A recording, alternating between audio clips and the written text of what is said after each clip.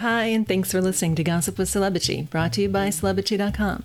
This week, we're going to talk about our hair, the terrorist attacks, pedicures, Taylor Swift, the Kardashians, and I tried the pumpkin pie Kit Kats. Our user question is about blind items, and we end with our weekly feature, the comments of the week. The photos and stories we talk about here can be found at Celebrity.com/podcast under episode 25. Hi, I'm Katy, the founder and editor of Celebrity.com, and I write as Celebrity. And I'm Chandra, the head writer for Celebrity, and I write as Kaiser. So last week was just awesome. I felt like it flowed, and it was our best episode. That was episode 24. If you haven't heard it yet, it's awesome. This week, we'll see how it goes. I don't want to set us up for anything, but I mean, this was a rough week. Yeah, this was a terrible week for gossip. It was a terrible week for the country. It was just terrible. And we go through cycles like this. And I mean, I know that sounds very like blasé about people suffering, but we go through cycles where the news is actual like horrendous tragedy and there's no fun gossip around. So we're just covering, the terrible tragedy a little bit. We'll talk about that first. Yeah, I mean, you can't avoid that. So let's talk about some superficial shit first, and then we'll work our way into it. You said you got a bad haircut?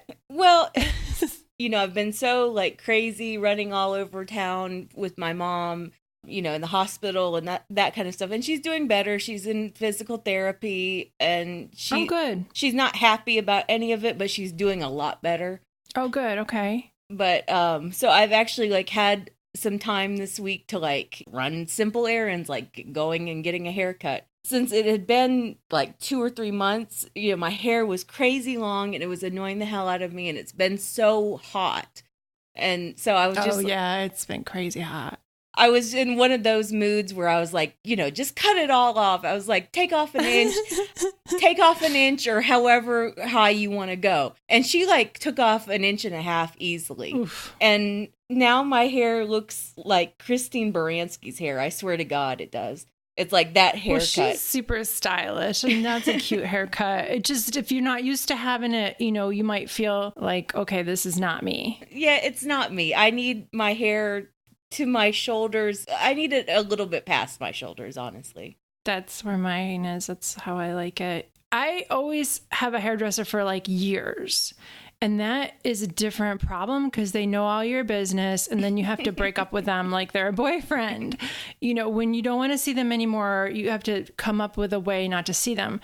And I have a hairdresser now as my neighbor. He's a really good hairdresser, but I feel like I have to tread that relationship carefully because if I have to break up with him, he lives right next to me. See, I broke up with my last one for being a deplorable. He barely ever talked about it, but I just couldn't. I couldn't deal. Yeah, I understand that completely. So. And that's why I go to like cheap places where I don't have a regular hairdresser. Because I don't have anything complicated with my hair. I just need it cut. That's all I need. Okay. I always just say, cut it straight. Nothing fancy. Just cut it straight. I've had hairdressers, just for one time who are like absolute assholes. One of them was just a flat out racist, but you always get someone different when you go to the cheap places. So, yeah, I mean, then you take your chances, but at the same time, you're not beholden to the one person. And it is like a third or a quarter of the price of what you pay, at the other places. So I don't get my hair cut as much, and it adds up too. Yeah. There's drawbacks to each way. And I don't know if it's worth that to get it cut by one fancy person. I don't know if it's worth the extra stuff because the difference is so marginal. Well, do you still dye your hair yourself or do you get it done at the salon? Well, the deplorable guy was dyeing my hair and he did a good job. So I went to my neighbor to dye my hair. He's a legit like long-term hairdresser. He's very good. And it was $110 where I used to pay $55 at the Trump guy. And I was like, oh my God, I can't do this. But the dye didn't take either because I was on progesterone and it wasn't taking. I'm like, I got to get the dye with the high ammonia in it. You got to chemical the hell out of it. Uh-huh. This is a long ass story about my stupid hair, but I dye it at home now with Clairol, nice and easy, and it works it looks almost as good as the other dye. And the guy, my neighbor, doesn't care and he understands. So yeah, I dye my hair at home too. I explained that in like a Helen Mirren post. I used to cut my own hair and just dye it myself. And then I was like, you know what? I am being incredibly cheap. I buy the cheapest hair dye. I can at least afford a $15 haircut. And the hair dye is almost as good as they use at the salon, really. Yeah. The formulas that you can get at the store are almost as good. If you just use the roots, do the roots, and then you pull it through to the end like every fourth time or something, it looks almost as good. So, all right. Now we have to talk about terrible things. So I should say that there were these mass shootings, mass murders in El Paso, Texas, and Dayton, Ohio. Saturday during the day and then very late at night, Saturday night. I thought for about 48 hours that the Dayton shooter was connected to the El Paso shooter because that was an internet rumor that was going around. They were talking about how similar the shootings were, and I was just like, oh, this is connected. There could be something else. And so that's why I didn't want to really talk about it, because I thought, oh, is there something else going to come down? Because if they're connected, it could be. But anyway. I get that. Yeah. I don't know what to say about it. Today we talked about this, you and I talked about it in email. I was really depressed today, and I was eating a lot, and I've been eating a lot all week and just feeling crappy. And it's like the Me Too stuff. You don't really realize why you're feeling bad until you stop and step away from it and you go, oh, all these terrible things are happening in the world, and it really affects us. And it's not always about me or us. You know what I'm saying? It's just hard to talk about and to deal with. Yeah, it's hard to process sometimes. And I literally have not watched the news in a year, maybe more. Maybe I'll watch 5 minutes here or there. I don't sit down and watch an hour-long cable news show anymore. I just can't, because I process it, online. I'm reading articles about it, and I can keep it at a distance to a certain extent.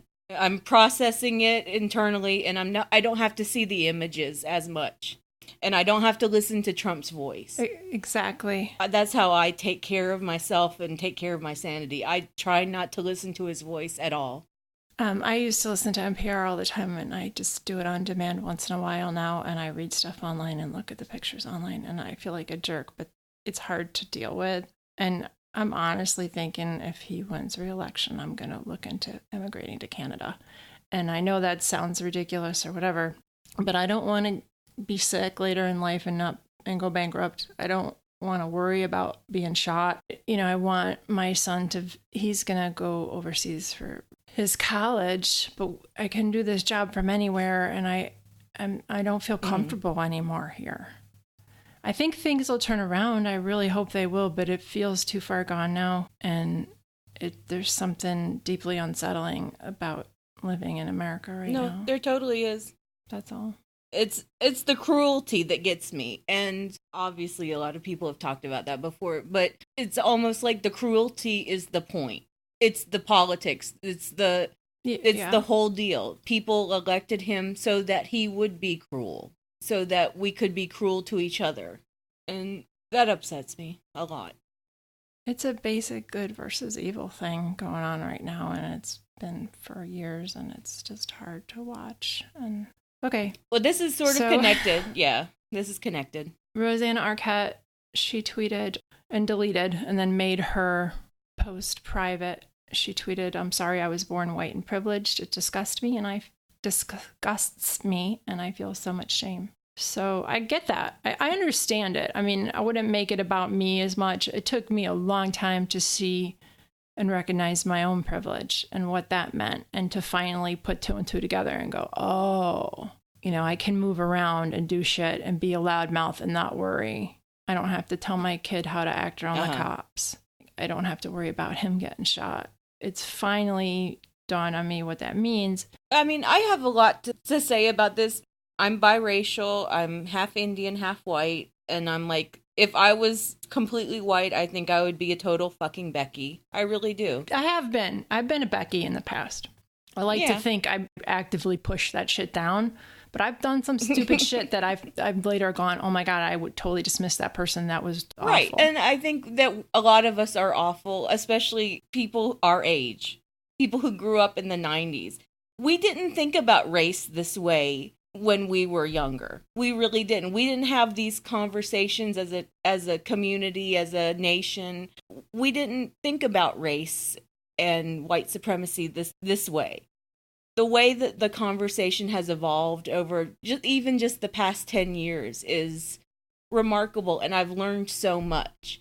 And I think I had to get to an age where I could open my mind to all of the conversations and all of the guilt and shame and the frustration with historical terrible stuff. Sorry, you're so eloquent. I'm just letting you talk. I'm like, yes. I'm sitting here nodding.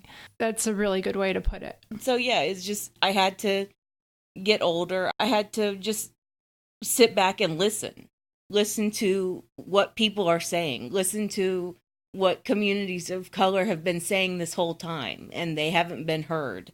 But now they are being heard more and more. It's just that they're only being heard more and more because they're being attacked more and more, because people are actually seeing all of the violence that's being inflicted upon them. So I got a protest at a city near ours, and I had watched a Facebook video of some of the Black Lives Matter people from that city talking about, like, one guy witnessed cops, I don't know how else to phrase this, anally tasering a man. And the way he described it was harrowing, and just really, you could tell that he saw this and that this happened to him. And there were a lot of really racist comments on Facebook. This is when I used to use Facebook, that didn't even listen to this conference. And the Black Lives Matter people were just so matter of fact about it. They're like, this and this happened. And like, another young kid had died in police custody under really sketchy circumstances. So I was at a protest in this city, and the cops were standing off to the side looking menacing. And so I started talking to them. I'm like, well, why are you guys here? And they're like, this guy doesn't have a permit, blah, blah, blah, blah.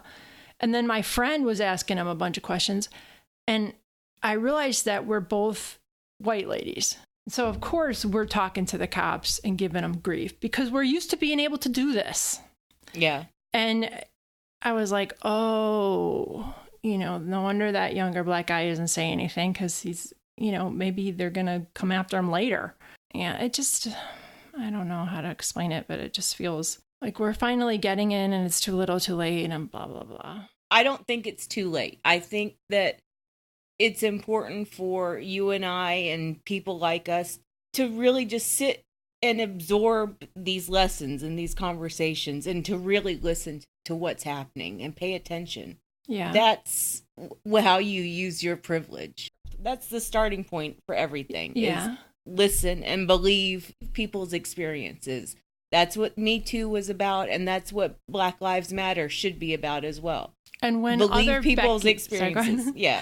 When Becky's say, well, not all white people, I try to tell them, and it never works because those are the people who are never going to get it. I try to tell them, remember when men are saying, well, not all men. It's not about you, asshole. Just sit and listen. And if you take it personal when people use white women as a descriptor, that's your problem. Anyway, so. Well, I was watching all of the Beto O'Rourke videos where he's cussing up a storm. Yeah. And you can just feel the pain radiating off of him. And he told it like it is. Like, Trump is inciting terrorism. He didn't say it exactly like that, but it was really close. Yeah. And I mean, Beto snapped, you know, and it's very cathartic to watch him. And it's very cathartic to watch so many of these public figures just snap and say, you know what? We've been doing this for 3 fucking years. Enough. Just say it as it is. He's a white supremacist. He's inciting terrorism. This is how it is. And the media won't say that. The media won't even call him out on it. The Fourth Estate has just... New York Times is total trash. Washington Post is working hard, and so we are really happy to support them. But the New York Times has been trash for years now, and they're trying to kind of skirt both sides, and they can't. And well, the thing is that it's like, you know, not all white people. There are so many talented people who work at the New York Times, and there are so many talented people who work at the Washington Post. The Washington Post headline writers are better. That's just it. And they don't tolerate, but they also don't tolerate these puff pieces. Yeah. Like the New York Times, their obsession with, middle America Nazis. How quaint. Let's do puff profiles on them. No. So anyway, let's move on to talking about superficial shit again. Okay. So we're going to talk about white supremacy, hair, and now we're going to talk about pedicures. I mean, we're not going to capture last week again. Last week was full of good stories. Last week was lightning in a bottle. It was. I was just thinking that, and I didn't phrase it that way. But yeah, I did think that. Last week was awesome. This week we covered the story about Prince Harry. It was in the Sun, and they needed some filler shit. So Prince Harry and Meghan get spa treatments and pedicures and massages like when they're on vacation, because that's nice and people do that.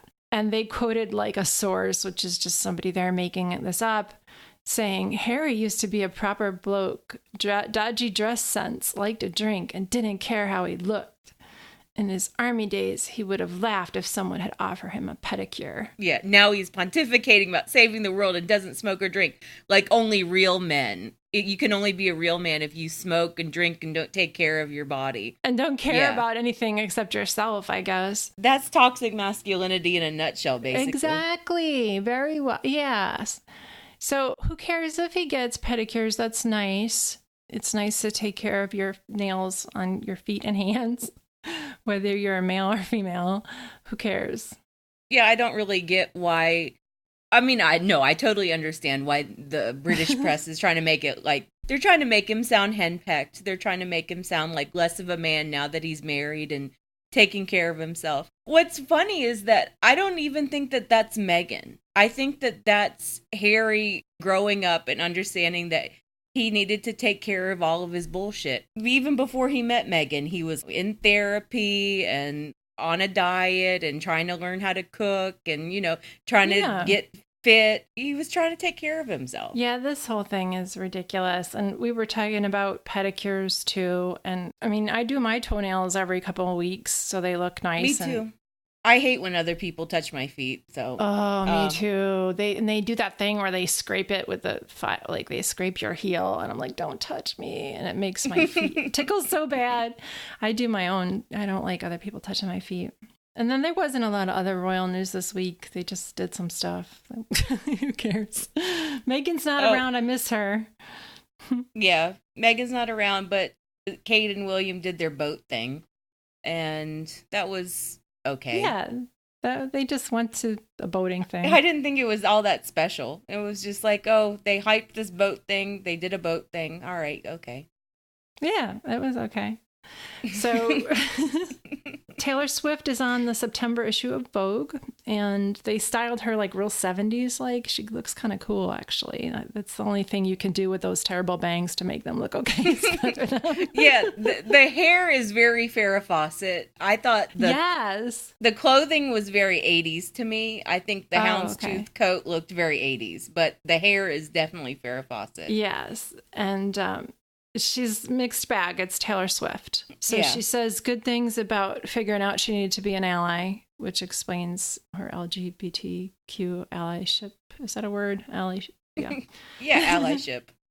Taylor's Vogue interview was super long, and some of it was very substantial. And like, you could tell that she had prepared for like every question, especially the way she carefully dodged the Kim Kardashian, Kanye West conversation, the way she only like gave them one line about Scooter Braun. She orchestrated and she knew exactly what they were going to ask her and how she was going to answer, which is great. I appreciate that.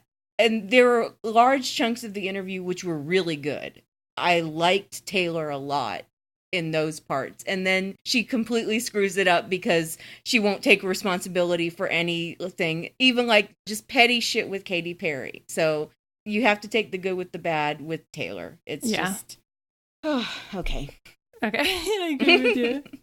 I don't know if we're overdoing this. I'm not doing it every episode, but I really like reading the dumb shit they say and putting the music behind it. Okay. All right, go ahead. Okay.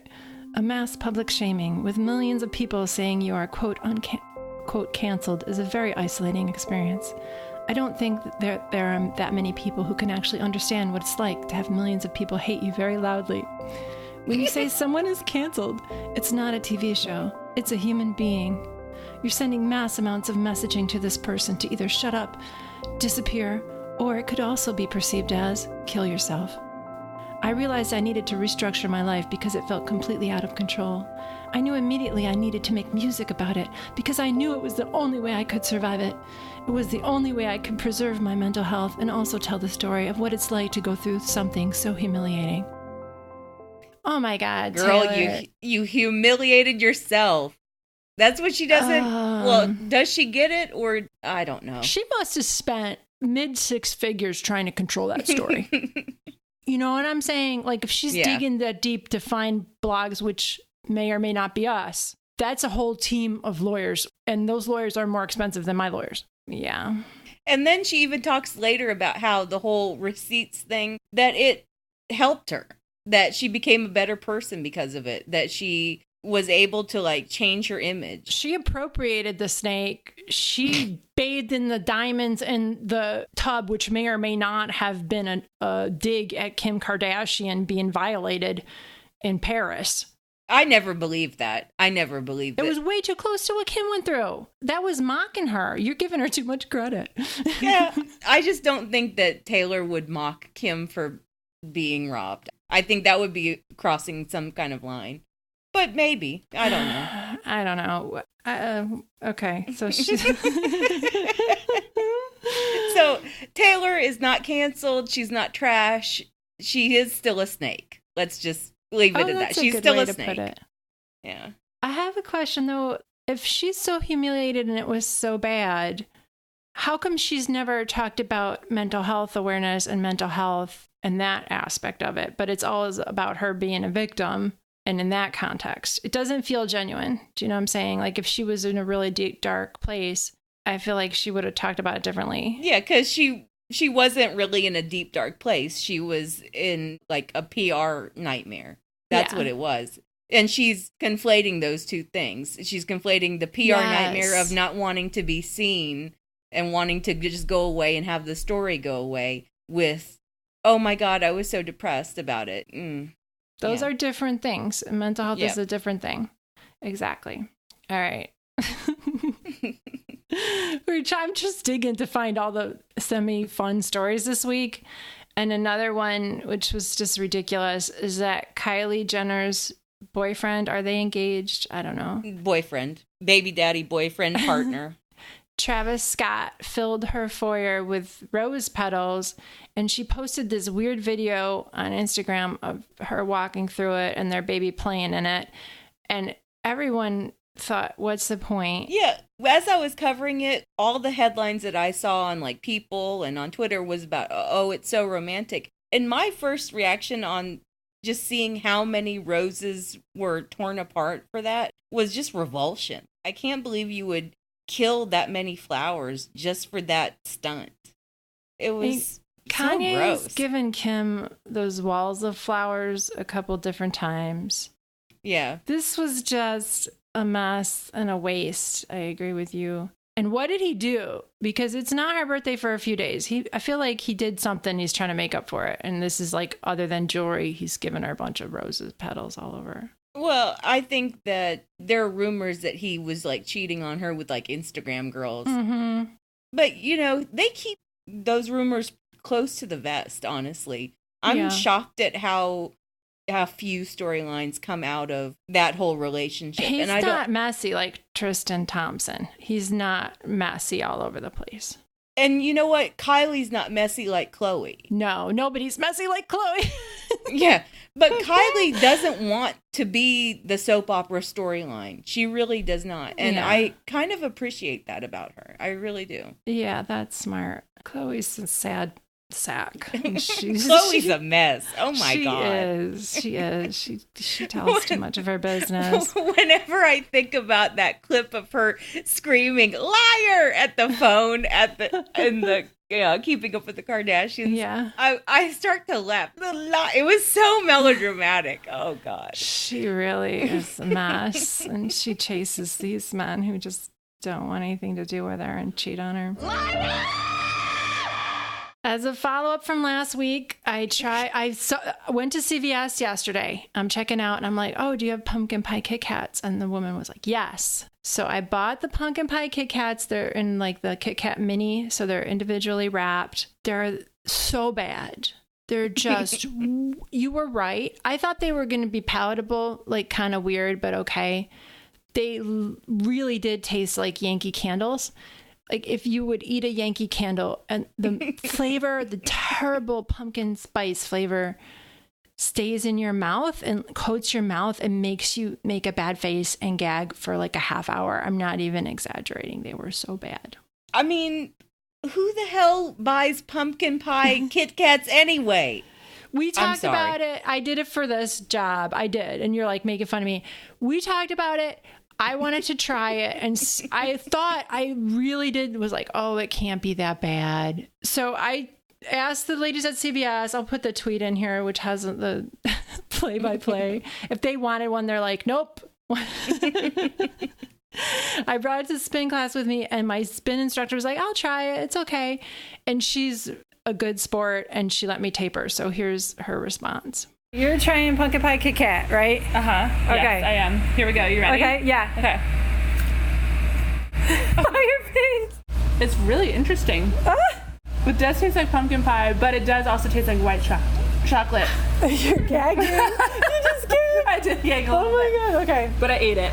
All right. And I would give it a 5 out of 10. Okay. Yeah. All right. I would not eat another one. You only ate half of it. Yeah. Okay. All right, thank you. You're welcome. Okay, so you can hear her gag there. She was trying to be friendly and nice, and she's like, oh. And then she's like, oh. It was ridiculous how bad those are. I can't believe, like, how did that don't they have people taste test them? Well, here's the lesson. Don't buy anything that's pumpkin pie flavored if it's supposed to be candy. Ugh, I know. Stop buying this crappy novelty crap. Well, I love candy corn. And I know that is such a basic thing. I really like candy corn. There was Sour Patch candy corn, and it was surprisingly good. Here's a question for our listeners. What is the most basic bitch candy out there?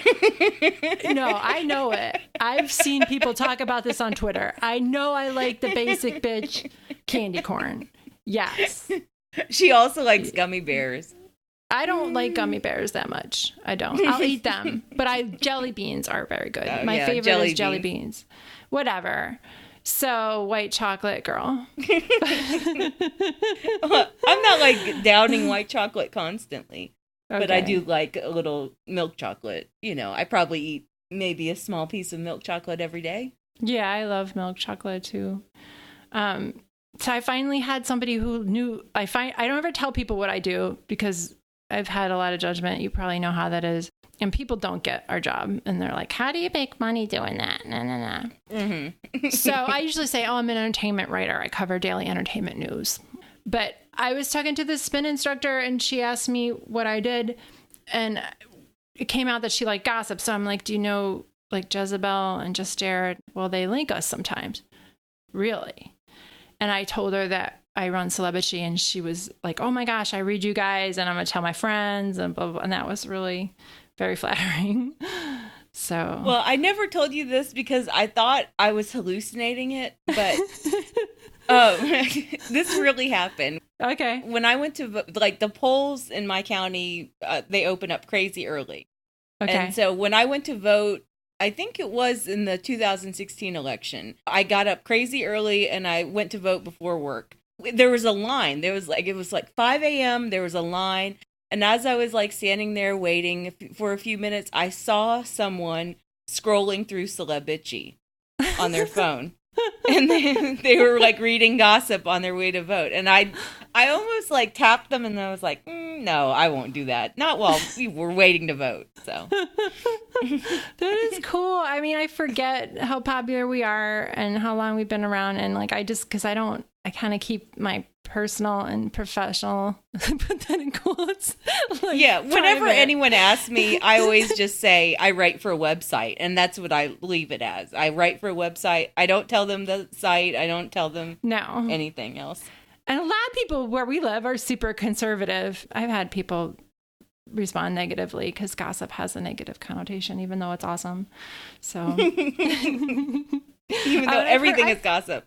Yes, it is. It is. Yeah. That makes the world go round.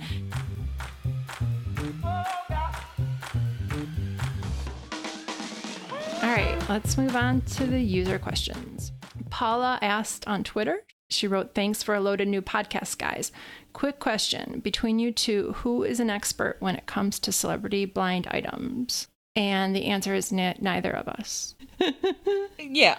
Whenever I read like a legit blind item, something that like has come from a reputable, whatever, blind itemer, I can never figure it out. Like, it has to be something super obvious for me to figure it out. In podcast number 15, we gave a blind item about a 90s icon who talked to us, who in turn, she gave us blind items.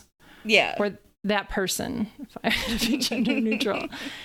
After we ran those blind items, a major blind item site we are not going to name asked us to make up more blind items. So I put zero faith in the major blind item sites. I think I could probably legitimately come up with some blind items that are just like educated guesses about what's really going on with celebrities. That's pretty much our job every day.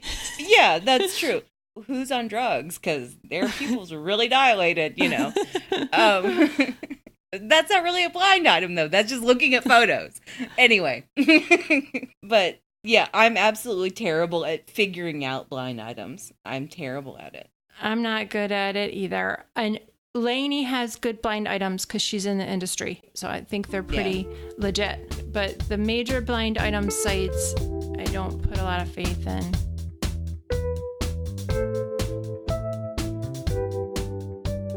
All right. Comments of the week? Let's move on. Yes, let's move on. I don't have to say it the same way every time. Okay. So my comment of the week is from LilHarriet, and it's from Instagram, and it's on the Instagram post for James Middleton. That's, is he younger than Kate Middleton? Yeah, he's the youngest of the three. He's like super attractive in that way, in that British aristocratic. No, he's outdoorsy way. He's an attractive man, I think, in that way. Because I remember what he looked like without the beard. I agree that he's better looking with the beard, but... Oh, with the beard. I don't remember him without it. All right. I think he's good looking, but I get it if you don't. He said that it's easier to talk to his dogs than to people.